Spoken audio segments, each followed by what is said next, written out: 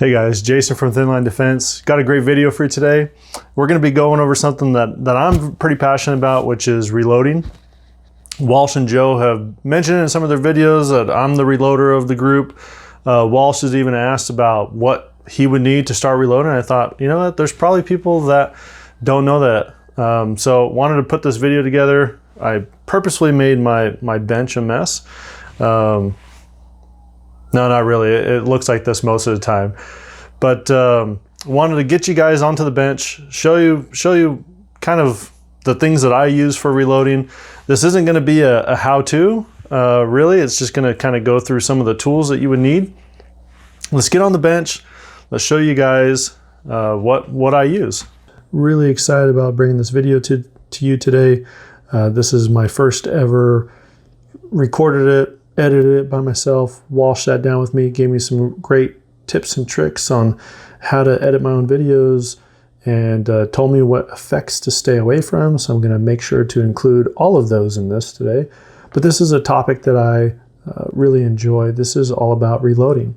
One of the first things I tell people when they ask about getting into reloading, I tell them you need to buy a copy of the ABCs of Reloading, read through it. And when you're finished reading through it, read through it again. It's a great resource. The second book that I tell people to buy is the Lee Reloading Manual. And this is great for two reasons. One, it gets into reloading basics a little bit, not as much as ABCs of Reloading, but it gives you all the data and the recipes that you're going to need for your reloading. So if you want to load a round nose 124 grain 9mm, there's going to be a recipe in this manual. It tells you what powders to use and how much of that powder you need to use. All right, so first thing is you got to clean your brass, right? So hopefully you're a scrounger like me and you pick up brass when you're at the range. You got to clean it. So this is a vibratory tumbler. You know, it uses walnut, crushed walnut shell or crushed corn cob to clean the brass. Get it ready to reload. And then when it's all done in here, you gotta separate all that media out. So I use walnut media. All right, you get this open here, and there's some nice dusty but clean brass. All right, now we're going to figure out how to get those old primers out of there. So let's worry about that next. All right, so next we have our reloading press. This happens to be a Lee Challenger press. It's a O-frame press, so has a opening here in the middle. You also have C-frame presses and turret presses, but we're just going to be focusing on this right now. You also have in here a die. This is the decapping die, so this is what we use to take out the old primers, the little silver disc that's at the bottom there. So you just put that in there, kind of run it through, and you have to do that for every single piece of brass. So after you take the old primer out, you got to put new primer in. This press actually has this really cool press mounted priming system, if I can get it on here. So this kind of works really cool. Let me move the camera a little bit and show you from the other side. All right, so the way this one works, as the ram comes up, you see the little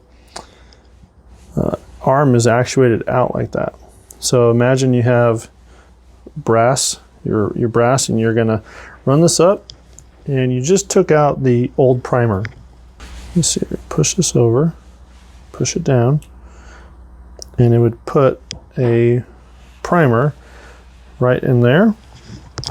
You then come back, bring the ram back down, and you'll see it stick up right here.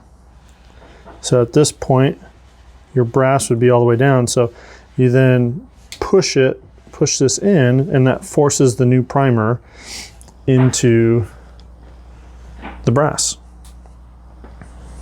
All right. So once you have new primer in your clean brass, then the next thing you need is gunpowder. And to help with that, you need a powder measure. Powder measure. Powder measure, please. Powder. What the heck? Walsh.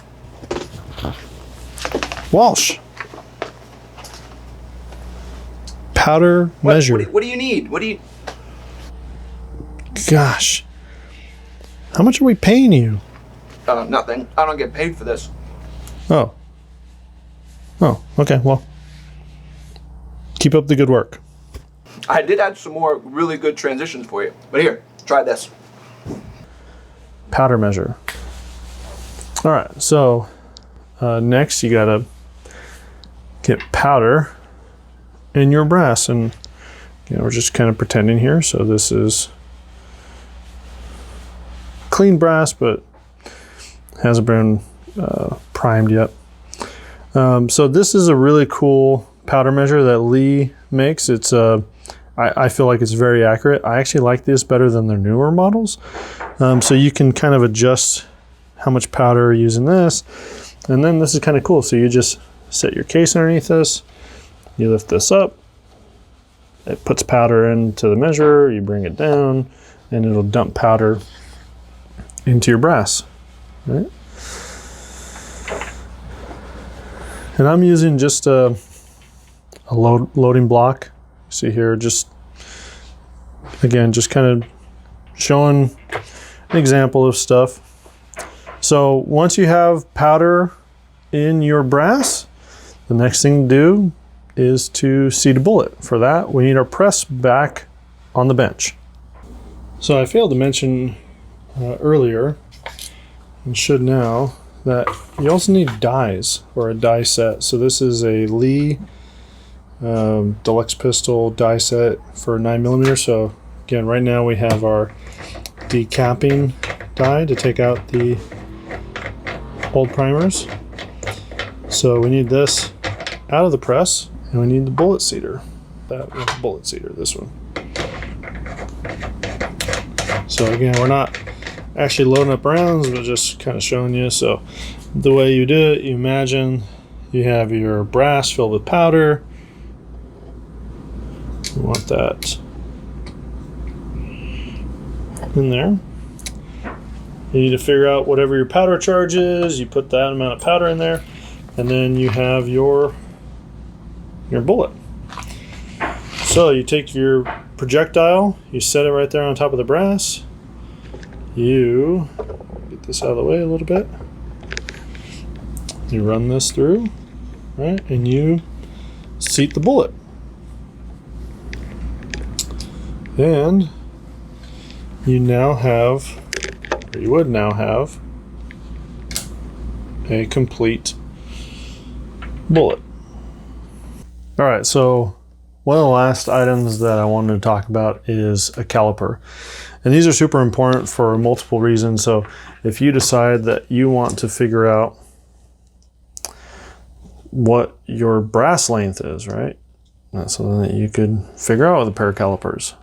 The other thing that's really important when you read your reloading data or your reloading manual, it's going to tell you what length your overall length should be for a bullet. So Lee has stuff inside their little package here, and it gives you reloading data, upside down, reloading data. So, you know, if you want to load 124 grain lead bullet with this powder, well, your overall length once the bullet is seated is 1.142 inches. Well, there's no other way to measure that without a set of calipers. These are digital. You can also get dial calipers, you know, and they range in price from, I don't know, 20 bucks on Amazon to over $100. So choose your poison. So that's it in a nutshell. We really only went over pistol reloading. So we'll do a video later on where we go into reloading rifle rounds and kind of what you need for that. But hope you enjoy.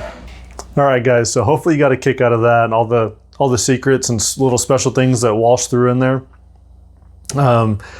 Just a thanks again to all of our Patreon subscribers. We wouldn't be doing this without you guys. We love giving back to you guys and look forward to giving some additional stuff to you guys here in the future. Thanks to all our YouTube subscribers. I'm blown away. I tell the team all the time, I cannot believe we're over 2,000 subscribers now. So it's always a joy to see those numbers climb. Keep it up. Please keep hitting us up in the comments with questions, comments, things you love that I talked about, things that you hate. And again, look forward to videos that are going to be coming up on reloading. We're going to go through actual reloading, how to set up dies, things like that, and then get into ladder loads and how I do ladder loads. So look forward to those. All right, guys. Catch you later.